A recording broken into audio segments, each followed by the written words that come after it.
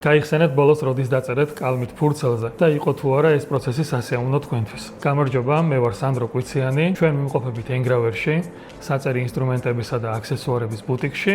ეს კი ჩვენი ახალი ბლოგი სახელად კალმების სამყაროშია. დღეს კალმით წერა აუცილებლობას აღარ წარმოადგენს. ციფრულმა მოწყობილობებმა სრულიად ჩაანაცვლა იგი. თუმცა სწორედ ამ სიტუაციაში კალმით ფურცელზე წერა ერთ-ერთ ყველაზე სასიამოვნო პროცესად რჩება. დაახლოებით 15 წელია გატაცებული ვარ კალმებით, მელნებით და ზოგადად წერის კულტურით. ამ წლების განმავლობაში ადამიანებს ერთი და იგივე კითხვები ჰქონდათ. რომელი კალამია უკეთესი, რომელი მელანი შევიძინო, რა ხარისხის ფურცელზე ვწერო, რატომ ღირს ზოგიერთი კალამი ძალიან ძვირი და ასე შემდეგ.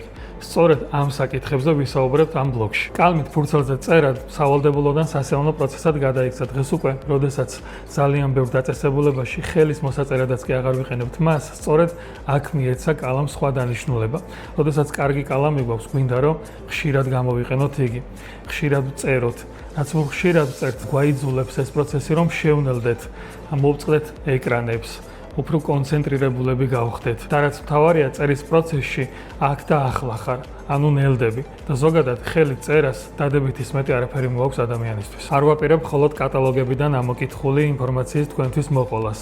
ჩვენ ვისაუბრებთ ყველა მოდელზე, ერთად გავტესტავთ მათ, როგორც ბიუჯეტურ ვარიანტს, ასევე ძვირ და საკოლექციო მოდელებს. გავცემთ პასუხს თუ რატომ ღირს ზოგიერთი მოდელი ასეთი ძვირი, რა განსხვავება არის სხვადასხვა ჭავლური კალმის წვერს შორის და მოკლედ მთლიანად გავეცნობით ამ ინდუსტრიას. თუ თქვენ ფიქრობთ, რომ კალმით ფურცელზე წერა საჭიროების გარდა შეიძლება სიამოვნებაც იყოს, მაშინ აუცილებლად გამოიწერეთ არხი, ყოველ შაბათს ერთად ვიმოგზაურებთ კალმების სამყაროში.